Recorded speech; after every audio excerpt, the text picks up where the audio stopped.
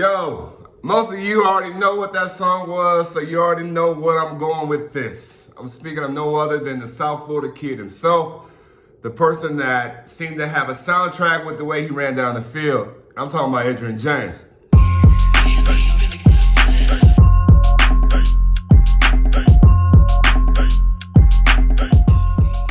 Edgerrin has one of my favorite slogans going right now in 2020. What is it? It's from the gold teeth to the gold jacket. 20 years ago, dreadlocks and gold teeth in the National Football League was a thing of, let's just say it caught him off guard.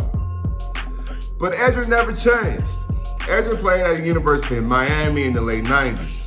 While at the same time, I was playing youth football. Saturday mornings was reserved for me.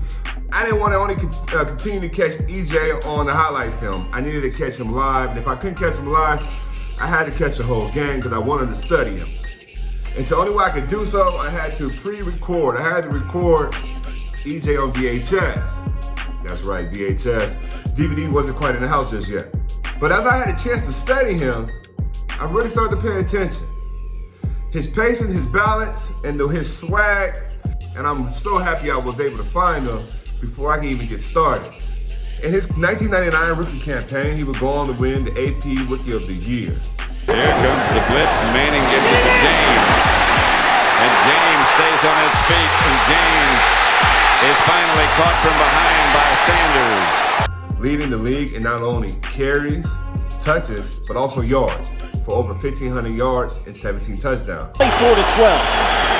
Handoff, Edgerrin James through a hole. Huge gainer for James. It's a foot race. James down the sideline into Giants territory, trying to drag him down. The Giants unable to do so at first. First 21-year-old Edgerrin James, he ain't played no games. He backed up that performance in his second year, outdoing himself, running for 1,700 yards and leading the league in rushing yet again. In his 7 years with the Colts, when Edgerrin was lined up in the game, they went 70 out of the 96 games. After his run with the Colts, he wasn't done. He would go down to the desert and join forces with Kurt Warner and Larry Fitzgerald. The Cardinals would go on to have an unbelievable run in the postseason that year, which would find themselves in the Super Bowl versus the Pittsburgh Steelers. Although they came up short, what a memorable game. Edgerrin James definitely left his mark not only on the game in that year, but also in his career.